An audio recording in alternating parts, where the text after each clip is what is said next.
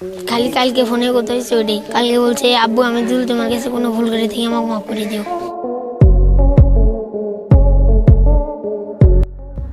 আমার ছোট ছেলে আছে, আমার ফাঁসি হলে ওকে কে দেখবে? ছেলেটার কথা চিন্তা করে আমাকে আরেকটা সুযোগ দিন। ফাঁসির রায় শুনে কাঠগড়ায় স্বপ্নার এভাবেই তার বুক ফাটা আর্তনাদ করছিলেন। মূল পরিকল্পনাকারী ও ঘাতক সোহেল রানার পাশাপাশি তার স্ত্রী স্বপ্না খাতুনকেও সমান অপরাধী হিসেবে গণ্য করে সর্বোচ্চ সাজা দিয়েছে বিজ্ঞ আদালত। আর বিচারকের মুখ থেকে এই চূড়ান্ত রায় শোনার পরপরই আদালত কক্ষে নীরবতা ভেঙে চুরমার হয়ে যায় স্বপ্নার বুক ফাটা আর্তনাদ ও চিৎকারে। বিজ্ঞ বিচারক যখন রায়ের মূল অংশ পড়ছিলেন তখন থেকেই কাঠগড়ায় দাঁড়িয়ে কাঁদছিলেন স্বপ্না। মৃত্যুদণ্ডের আদেশ শোনার সাথে সাথে তিনি চিৎকার করে কাঁদতে শুরু করেন। উপস্থিত আইনজীবী ও পুলিশ সদস্যদের সামনেই বিচারকের উদ্দেশ্যে হাত জোর করে আকুতি জানিয়ে স্বপ্না বলতে থাকেন, আমার একটা ছোট ছেলে আছে, দয়া করে আমার ছেলেটার জন্য আমাকে ছেড়ে দেন।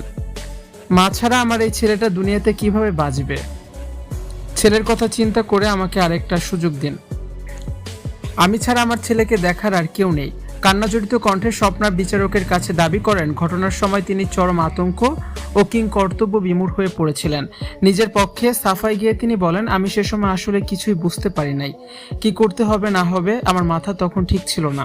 আদালত প্রাঙ্গণে স্বপ্নার এই আহাজারি ও সন্তানের জন্য আকুতি উপস্থিত অনেকে আবেগতাড়িত করলেও সাধারণ মানুষ ও আইনজ্ঞরা একে দেখছেন অপরাধীর শেষ মুহূর্তের বাঁচার চেষ্টা হিসেবে। রামিসাকে চকলেটের লোভ দেখিয়ে নিজেদের ফ্ল্যাটে নিয়ে যায় স্বপ্না, এরপর তার স্বামীর হাতে তুলে দেয়। সে সময় স্বপ্নার মাতৃত্ববোধ কোথায় ছিল? অন্য একটি মায়ের বুক খালি করার সময় কেন তার নিজের ছেলের কথা মনে পড়েনি? তদন্ত ও সাক্ষ্য প্রমাণে স্পষ্ট প্রমাণ হয়েছে স্বপ্না এই অপরাধের বিষয়টি শুধু জানতেনই না, বরং সোহেলকে অপরাধের আড়াল করতে সরাসরি সহযোগিতা করেছিলেন।